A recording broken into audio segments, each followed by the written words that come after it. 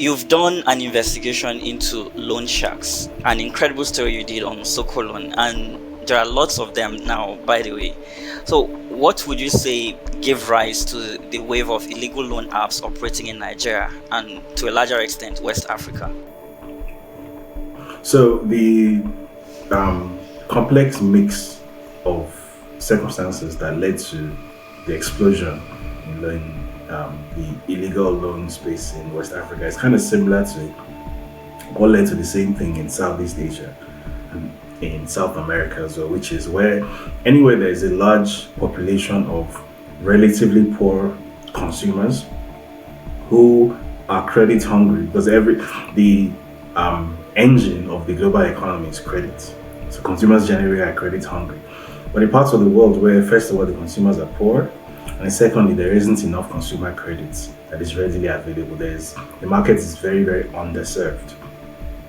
So in places like Bangladesh, parts of South America like Venezuela, some parts of Colombia, Brazil, Paraguay, and then in West Africa and to an extent East Africa now, is that similar confluence of circumstances. So wherever that happens, these bad actors pop up to fill in the space where the traditional credit industry has sort of left it open for them. So like those are, and then the other key ingredient in this mix is a lack of regulatory presence. So either there's no regulation, or there's little regulation, or the regulation that exists is not enforced. So where all those things come together, then it makes it very easy for these bad actors who predominantly come from China to fill that space. So from your investigation, how many of these apps operating in Nigeria do you think were connected or have some affiliations with companies in China? There were literally hundreds. So the actual parent companies behind them might not be up to 10. It's a small cartel, but they have literally hundreds of these brands and apps. Because really, what is an app? It's literally just something that some developer sitting down in Taiwan or Hong Kong or whatever and bash out in 30 hours in this point. So part of the reasoning behind having so many of these app brands is that if for whatever reason one of them gets shut down, you can quickly pivot to another one. So it's like you're playing so even if the authorities do try to shut them down, it's like playing whack-a-mole, because as you knock on, another one is popping up, three more popping up elsewhere. So that's essentially the way it works. That there's this I don't want to call it a conspiracy, but there's this group of people who are linked to organized crime from China, predominantly from the Hong Kong Special Administrative Region, who specifically target these parts of the world where these circumstances exist and create a sort of perfect storm for consumers to be exploited without any sort of repercussion, and then they invade. From your story, you talked about the Chinese government cracking down on these companies in mainland China. Have there been any success in mainland China to say, okay, maybe we can replicate that here in Nigeria? So the main difference between the Chinese space and the Nigerian space is that in the Chinese space there is actual political will to do something about it. So one thing that I think we don't acknowledge enough is that even though the Nigerian government is very, very large, it's very cavernous and it's very bulky, the Nigerian government is actually very weak as well. With money, you can get anything done in Nigeria. That's not the case in China. In China, the Chinese government is very strong, internally strong. You saw what happened to the billionaire Jack Ma recently, where he disappeared for months. That would never happen anywhere else.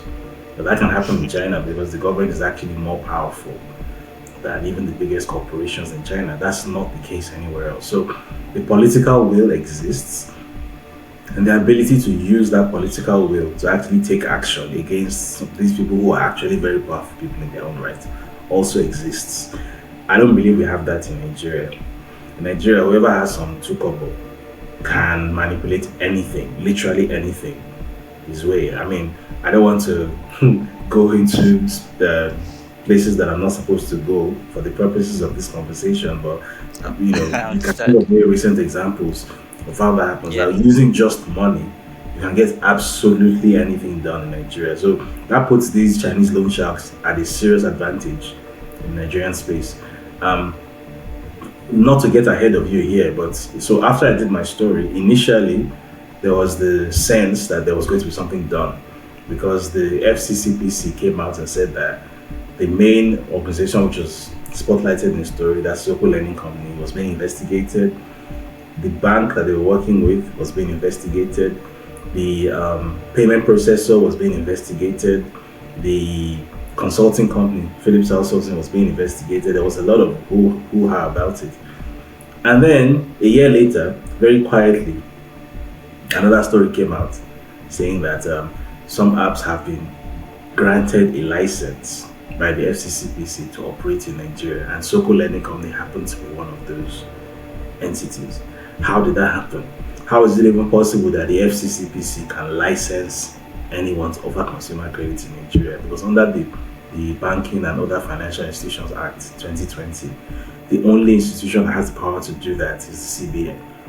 If you don't have a CBN license, you are not permitted to offer credit commercially in Nigeria. Yet somehow, a government body came out and said that it has licensed a group of illegal loan apps to operate in Nigeria.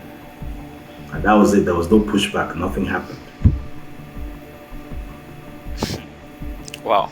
So Nigeria basically is a country where with money anything goes. It's a free for all. So from your investigation, how would you describe the psychology behind the operations of a loan shark? So one thing that these people have had decades of studying the sort of consumer psychology that poor consumers display.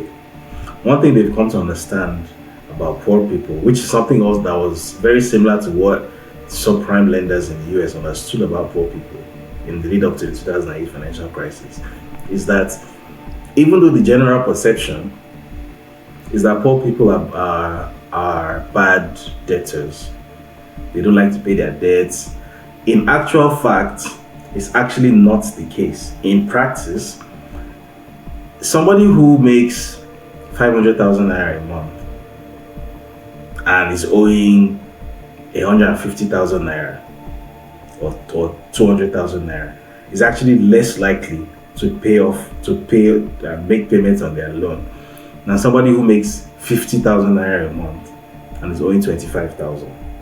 Even though proportionally the person making 500,000 is paying off way less as a proportion of his income than the person who is making 50,000 naira. But the person who is making 50,000 naira is actually more likely, driven by this sort of very strange feeling of shame and guilt, to actually pay. So that's specifically the markets that they target. If you notice, they're not targeting well-heeled people. They're not offering loans of 10 million, 50 million, 100 million. They can afford to, but they're not offering those loans to the people, because if you're going to offer that kind of loan, it's to the person who can afford to pay it back, right? They know that those people, that's not their market at all. That's not their target.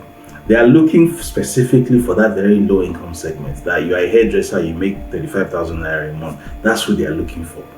Because they know that without your 35,000 naira income, you borrow 12,000 naira, which is basically a third of your total disposable income. That's way more than you're supposed to borrow as a proportion of your income. But they know that you would physically starve yourself to ensure that you pay off that loan.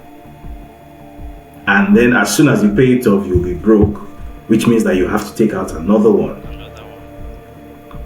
So the goal is not to offer consumer credit and fill in a space that has not been served by the commercial banking sector. The goal is like, they act almost like drug dealers, right? A drug dealer, when they're interacting with you, in fact, the very first hit of cocaine or whatever that they give you, they might even give it to you for free. Because the goal is to get you hooked. Because once you are hooked, then you become a source of recurrent revenue. Right? That's how these loan sharks operate. So they are specifically targeting a group of people who cannot afford these loans at all. That's what they're targeting. Because they know that, number one, these people are the most likely to make an attempt to pay the loan regardless. They're always going to make, even if the payment is 10,000 naira, you don't have 10,000 naira, you have 6,000 naira, you go and pay and you beg that please give me time. They know these things. They have all this data available. They've studied people for years. They know how these things work in people's minds.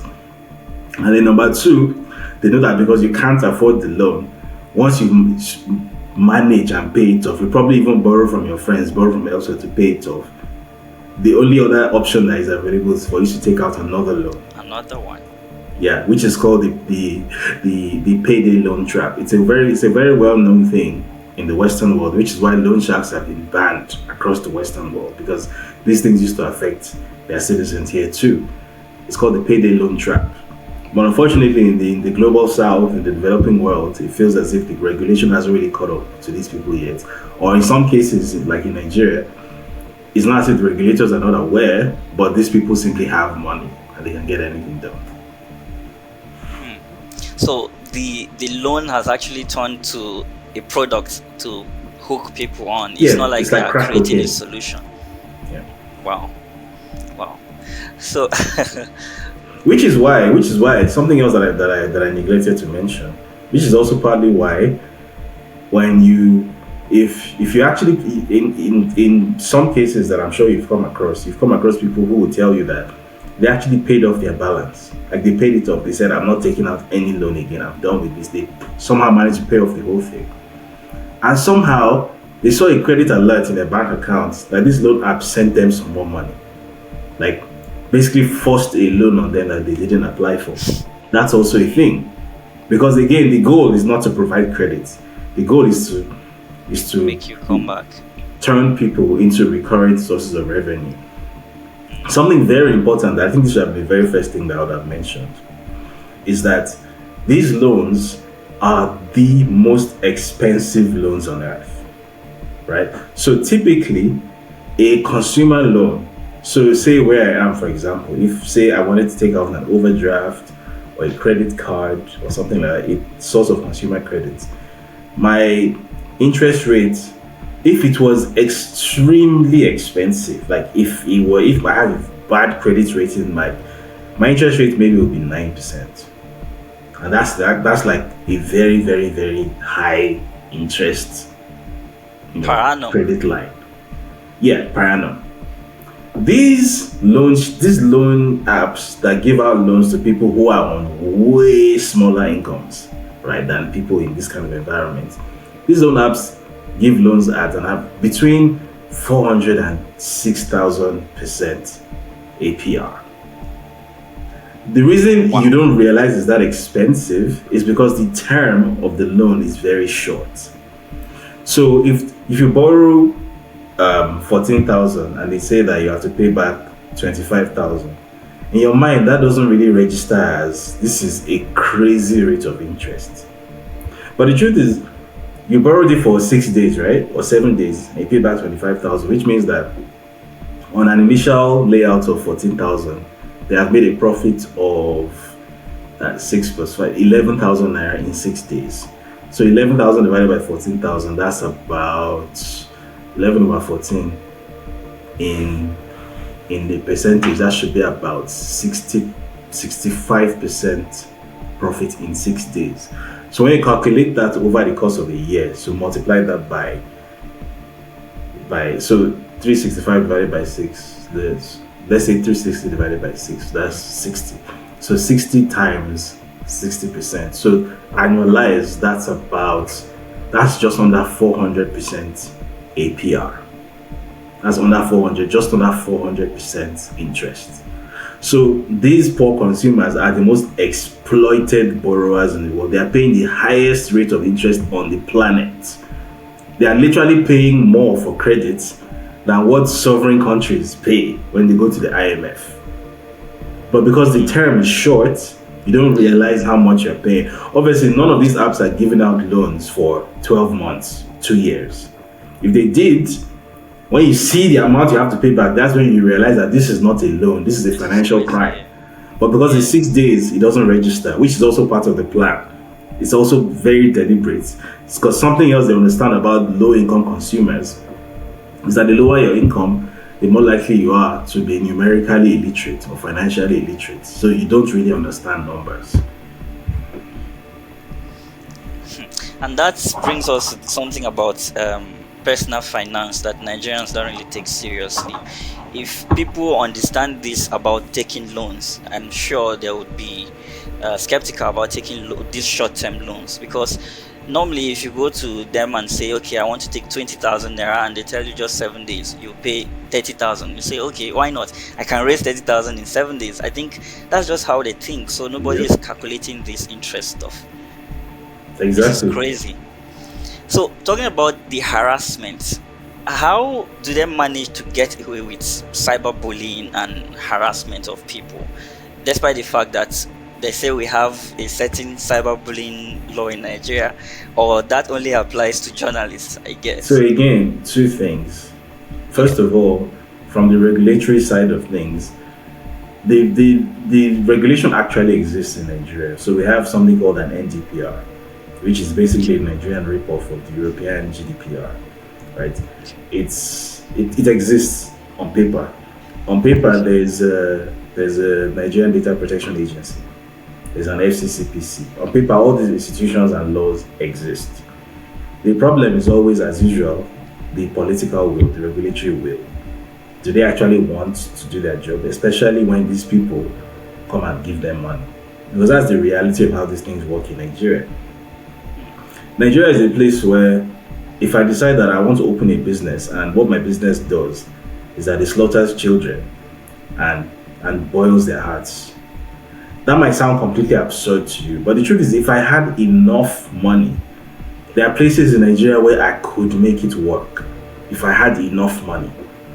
Because Nigerian regulators, that's just how they are. Like, Nigerian regulators do not fundamentally see their job as working for Nigerians, protecting the interests of Nigerian people. Nigerian regulators see their office as as a cash cow, an opportunity to extract wealth, basically, be it using extortion, be it bribery, be it arbitrage. That's how Nigerian government officials see their job. So a lot of the time they are very aware of these things. They know how illegal these things are. They're not These things don't just happen in vacuum in Nigeria. Nothing happens without the authorities knowing it in Nigeria. So one of the very funny paradoxes about Nigeria is that, in as much as it has a fairly weak government with very low state capacity, the Nigerian government has an incredible monitoring and what's the word I'm looking for? Surveillance capacity. They know everything. They do. So you may or may not be surprised to find out, for example, that your WhatsApp messages, if Nigerian government is interested, the Nigerian government can read your WhatsApp messages, right? The very specialized spyware, which is marketed by companies like NSO, the Israeli cybersecurity company. So the Nigerian government actually has this capacity. You may or may not be surprised to know that the spyware like Pegasus, Yeah. some other ones, the Nigerian intelligence agency actually has access to these things, even if it's not been disclosed publicly. So the authorities know that these things are happening, and they know how illegal these things are, but for any number of reasons, they sit on their hands. That's the first thing. Then the second thing is that these loan companies themselves they also have, again, they understand consumer psychology of this particular market segment, and they understand that because of this sort of shame and guilt complex that that particular market stratum has, they know that these are the people who are least likely to sort of try and fight back, like fight for their rights, because they know that these people, the only thing that they are thinking of is, hey, I took out a loan, or that somehow this is my fault. So even though clearly my privacy is being violated, I'm being defamed because they send out all sorts of absolutely defamatory messages. They accuse people of being pedophiles, they accuse people of being criminals, they accuse people of being fraudsters who are on the run from the police, all sorts of things. Like, they have broken up marriages, they have caused suicides, all kinds of things, right? Even people that I know personally, like it's really embarrassing and really distressing when something like that happens. But they know that these people are convinced that these things are happening because they did something. That it's my fault that I took out the loan and I didn't pay it back. They know, again, because these people are numerically illiterate. They know that these people are not going to understand that I am the victim of a financial crime, because that's what a borrower who has borrowed money from a loan shark actually is. You're not a borrower, you're a victim of a financial crime. Because first of all, the entire operation is illegal, it's unregistered, or under Nigerian law, it's a crime to offer consumer credit without having a CBN license, first of all. And secondly, the entire modus operandi is criminal. So anyone who borrows money from a loan shark is a victim of a financial crime, not a borrower. But the borrowers don't know that. All they know is this person offered money, I borrowed money, I agreed to pay it back by a certain time, I haven't paid it back by that time. Therefore, that means that whatever this person does is actually in some way justified, which is actually not the case. So like that's how these people are able to get away with it. So it's those two factors. There's the regulatory side of things where they're able to run rings around the government, and then they know that the people themselves don't understand that they are the victims of crime, so they are more likely to take it, which is exactly what happens. Wow, that's something. Because I read a story yesterday which actually proves what you just said. Like the lady was feeling bad, feeling like she stole the company's money because she was not able to return it. So she felt anything they did with her data was justified. Exactly. Well, considering the amount of data collected by these loan apps, I'm sure you know a lot about these data brokers. Would you say these loan apps are involved in data brokerage? Well, it's not me that's saying it, because this is actually a very well known thing. I believe when I think it was Soko Lending Company, when they were initially they were investigated by the Nigerian Data Protection Agency. This was back in I think 2021. Sorry, they weren't investigated by the agency. They were taken to court by my cousin, who happens to be a lawyer, Hundeyin. He was acting on behalf of a client of his who suffered that defamation.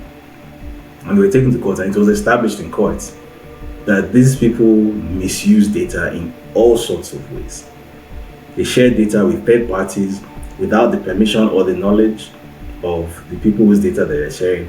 Who knows where this data has ended? And by the way, this data is not just your bio data, it's not just your name, your age, no. It's also very, very, very private stuff that nobody's supposed to know, like your BVN.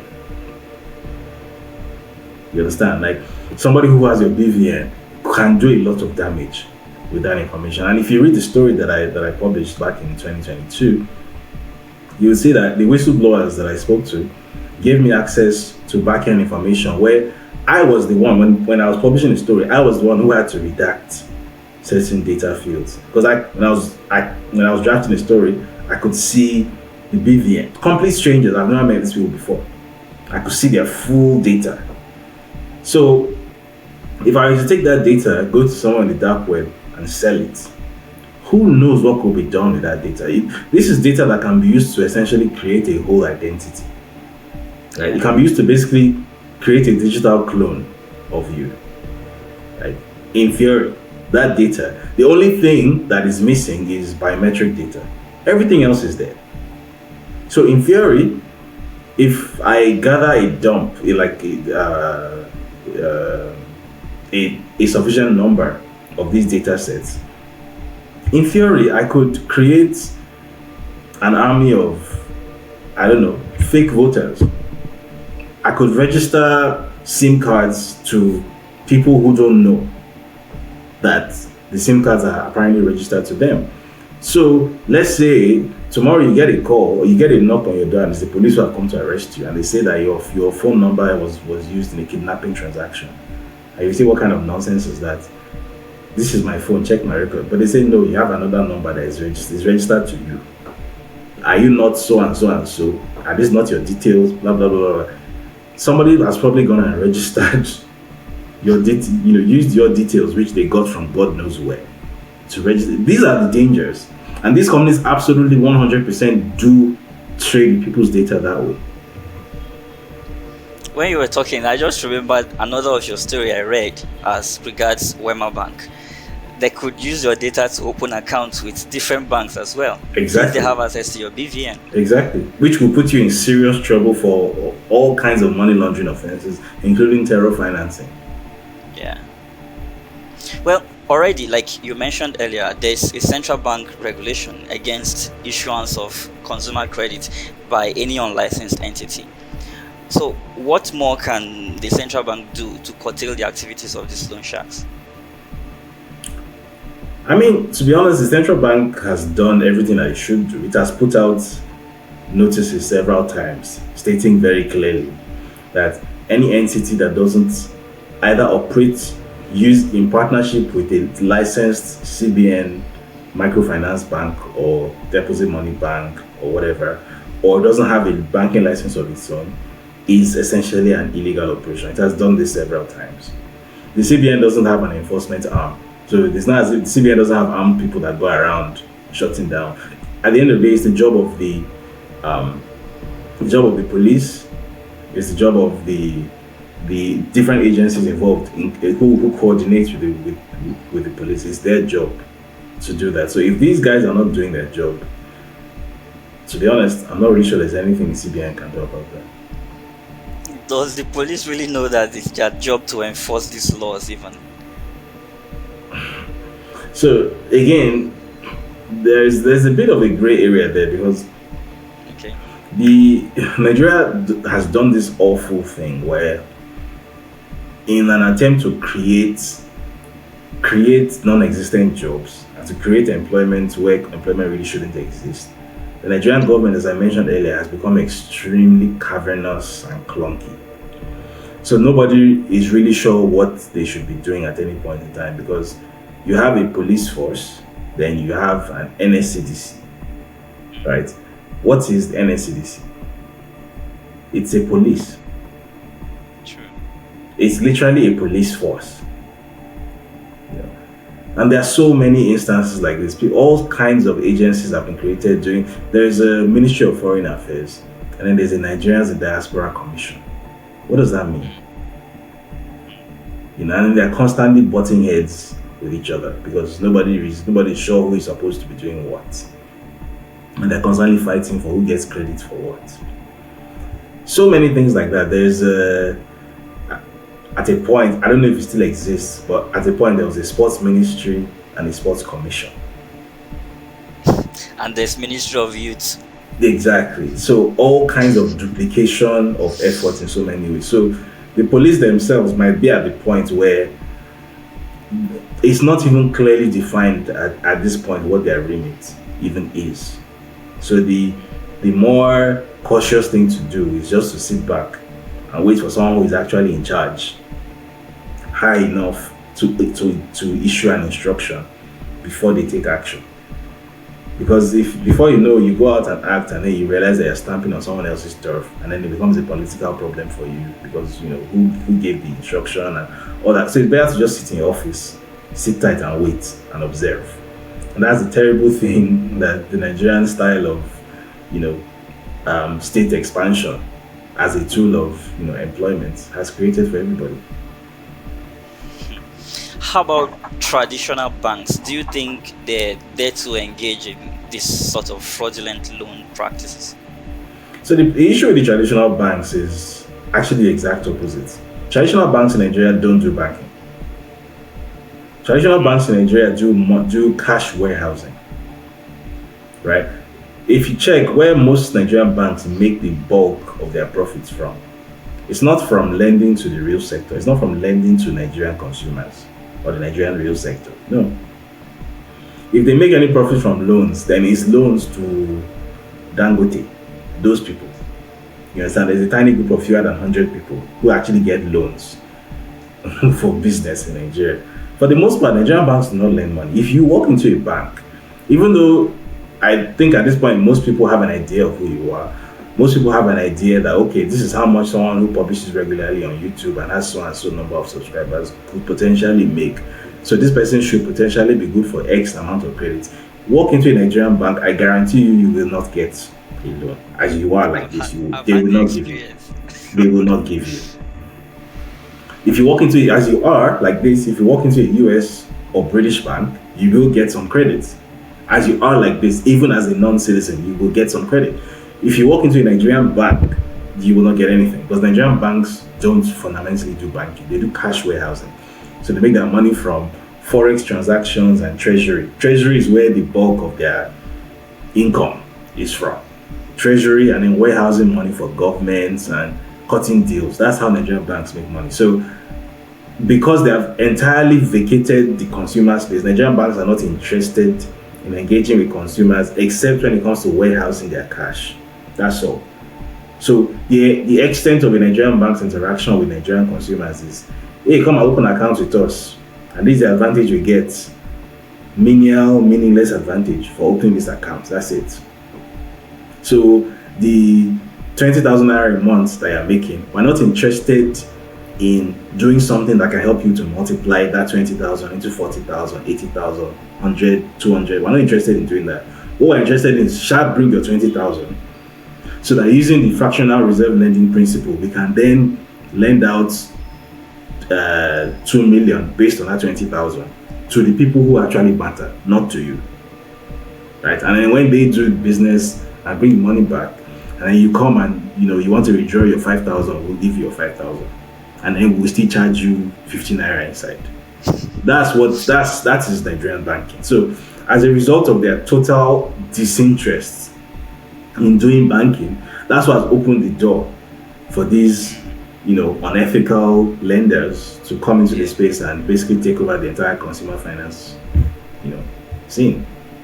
So you have lived in the West, and I'm sure you've had experience with this their credit system where they have I think they call it credit cards or something. You can obtain a credit card and like spend money you don't have, stuff like that. Do you think such thing can ever work in Nigeria? So again, it depends. So no one is suggesting that you should all of a sudden just wake up one day and then offer a credit card with a 2 million naira limit to a Nigerian consumer whose monthly income is 50,000 naira at a 1% credit. You are doing animal show. Obviously, we know that, right? But the thing is, interestingly enough, what these loan sharks have inadvertently proved is that there is actually a way to run that it's actually possible for consumer credit to take place within that market segment that everybody always ignores. The way they do it is illegal and it's extreme and it's unethical and it leads to death. So no one is suggesting that it should be done that way. But they've proven that it's actually possible. There is actually a market that if you lend people money in that market segment, they actually will pay it back. It's actually possible. So the issue then is first of all, what's the interest rate that is being offered? That's the most important thing. Now, because these guys are illegal and they're criminals and they're just trying to make as much money as possible and run to the next thing, right? They charge extremely high interest rates, which it's fundamentally unsustainable, which is why it's run almost like a drug operation, right? It's run like a criminal business. Now, if a conventional banking entity were to come into that space and say, okay, which is what companies like Branch are trying to do, that okay, we are not offering you a loan at 600% APR. Let's say what we're doing is 60% APR, which is still way, way, way higher than what you get in the Western world. But at least it's you can work with that, right? So let's say we're offering you a loan at 60% APR instead of stupid money, right? And instead of offering you a loan for maximum tenure of 7 days, let's say the maximum tenure is now 3 months, right?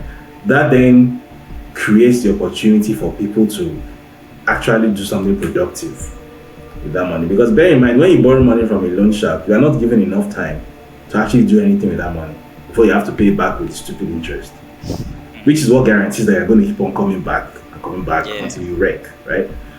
And by the way, by the time you come back and come back and come back and come back, the trick that people always forget here is that initially the lender lent you maybe 10,000 naira, right?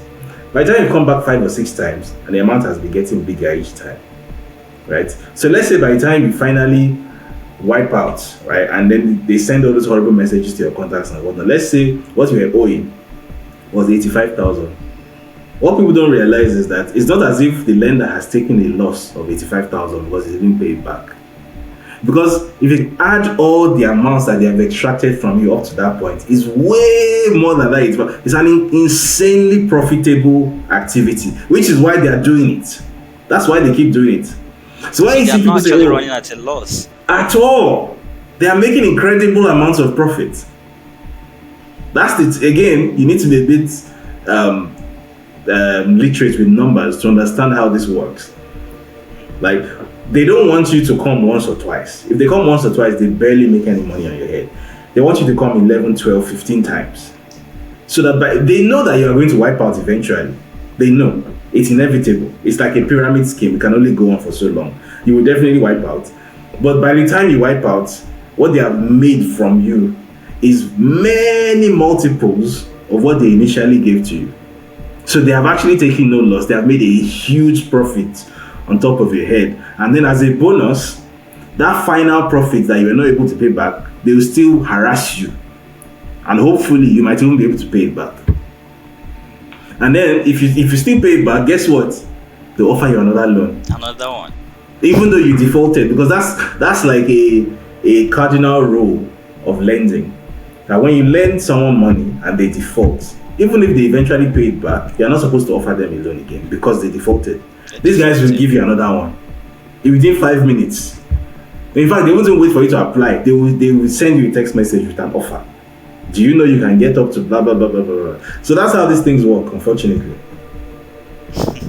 So what are some of the red flags or warning signals that individuals should look out for when assessing the legitimacy of a lender? Well, the number one thing does this lender operate with a CBN license? Are they in partnership with a CBN licensed organization? And if so, which organization is it? Because it's one thing, some of them come out and just say licensed by CBN. Right? But you can just say that licensed by CBN in partnership with, like, where is your license? What license is it? You understand? That is information that should be in the public domain. It shouldn't be hidden. Right? So first of all, is it licensed by the CBN? If it's not licensed by the CBN, you can already chalk it off. This is a loan shark. This is an illegal operation. Leave it. Leave it. No matter how tempting it is, that I just need this 15,000 now, and I can't see any other way I'll get it. And even though they say I'll pay back 25,000 in 7 days, I'm getting paid at the end of the week, so I'll definitely have that money. No matter how tempting it is, once you start, like a drug, you will not stop. That 15,000 you borrowed, before you know it, you'll be owing 450,000 and a plot of land in Lekki, and you will not understand how. That's how these people operate. So that's the number one thing. Is it licensed by the CBN? If not, run away. Number two, where did you come across it? Is it some random Google Play Store thing? Like, it's just like a random app. There are grammatical errors on the thing. There are spelling errors. You can tell that the person who designed this thing doesn't speak English. Something like that. That's another red flag. Number three red flag, and the most obvious red flag. This is the global way for recognizing what is or is not a loan shark. What is the interest rate? What's the interest rate? Very simple. Never calculate the interest based on the term that they gave you, whether it's 6 days, 7 days. Always analyze it. That's calculated across 365 days. Okay. Right? So generally speaking, anything with an interest rate above, I think, is 29.9%. So let's say 30%. Generally speaking, it's thought that anything above 30% interest annually is either A loan shark. it's a loan shark or it's some kind of illegal activity. And the simple reason for that is it's a very well known thing financially that there is almost no legal activity on the planet that can realistically and as a matter of that can realistically and sustainably offer 30% profit annually. There is no legal activity that does that. Keyword legal. So anything that is either promising returns of more than 30% or that is demanding interest of more than 30% can only be linked to something illegal. That's the basic rule of thumb there. Okay. So what's the interest rate? That's like the overall, that's the most important thing. In fact, even if there's a CBN license, everything is there, go and check the interest rate. What is the interest rate? Once you start seeing an annualized interest rate of 200%, 500%, 1000%, that's a loan shark. Run away. Okay. And then I think the final red flag I would say is how is it marketed?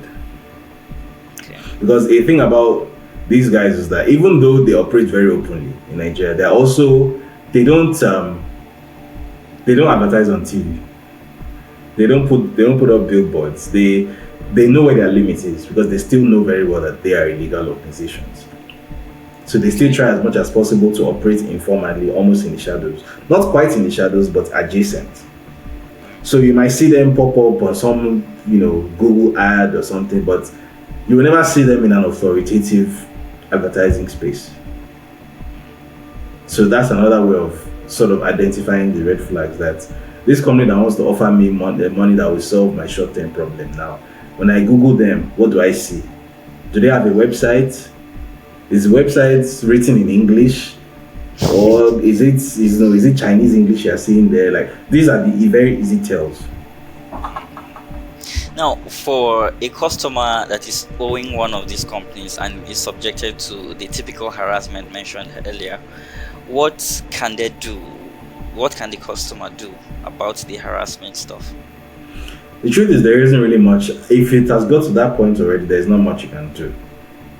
There really isn't much you can do. If they have already started sending out those messages to your contacts and whatnot, yeah, you can go to court and whatnot. But the thing is, like my cousin who took Soko Learning coming to court, the court actually ruled in his favor, in his client's favor, and he actually won his case. And I think the fine was 10 million naira or something. And Soko Learning Company simply rebranded. That's simply what happened. They changed their address, they rebranded, they changed their corporate name, they changed their bank account. So even if you go and get a court order to garnish their accounts, you will not see anything. That's what these companies do. So once that's got to that point, bear in mind these are criminals. Yeah. So they don't play by the rules. They have no rules. So if it has gotten to that point already, then you should pretty much just grit your teeth and accept that, okay, you have to write this out till it's done. So probably what I would advise you to do is go and change your number or something. Just make it as difficult as possible for them to have access to you. Something else many people don't know, many people think that these people are actually like legal operations or they're licensed to do what they do, that they have permission to do what they do. They don't. So all those threats they make, oh, we will come to your house, we will do this, we'll pass your details to the credit bureau, is a lie. They don't have any such power. Their instruction is to use English to intimidate you. Like to use as long as it's something that can be typed, say absolutely anything to shake or intimidate you. That's their job. So once you understand that these people are just literally people behind a keyboard who can't do anything beyond that keyboard, then personally what I say, and I think this was done in Bangladesh. I don't remember. I think it was either Bangladesh or Vietnam. I think it was Vietnam in Southeast Asia.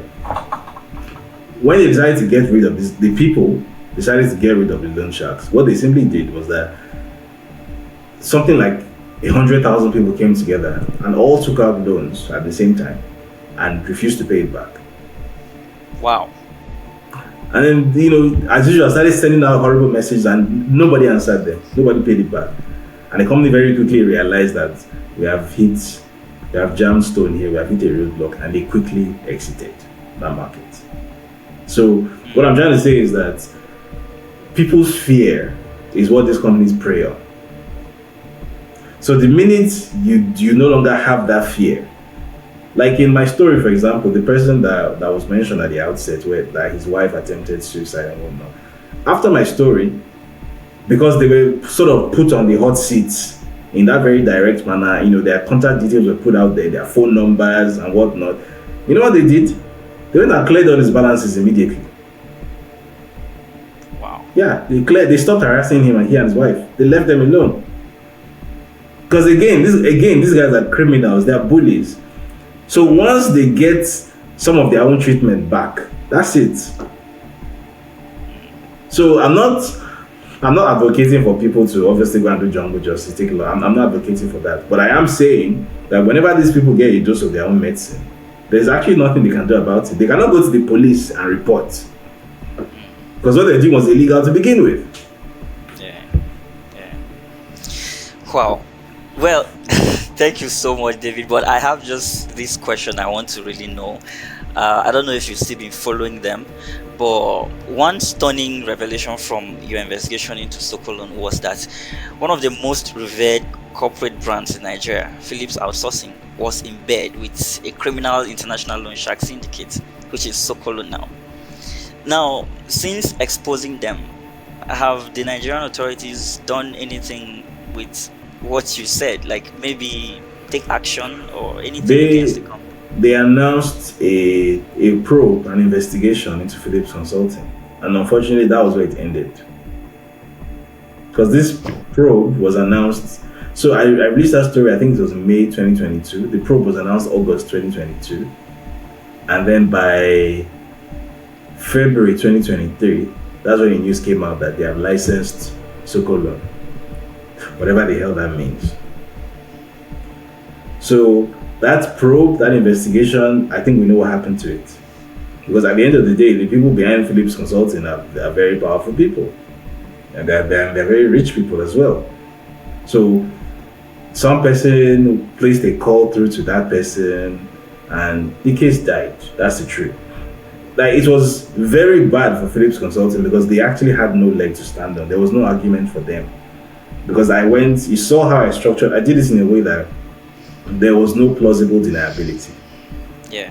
So in addition to the email where the lady implicated them by providing the company account for them to pay the proceeds of an illegal activity into, I also went to the extraordinary step of confirming those account details. I sent some money to it, I got the transfer receipt, everything is in the story.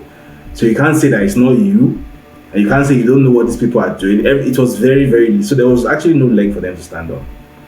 So if this thing had gone to like a court or something, there was no way they would have been able to get out of it. So I think, obviously I wasn't in the room when it was discussed, but I think what happened is what tends to happen in Nigeria, where one big man met another big man, and maybe there was some kind of exchange that was enacted, and the case died.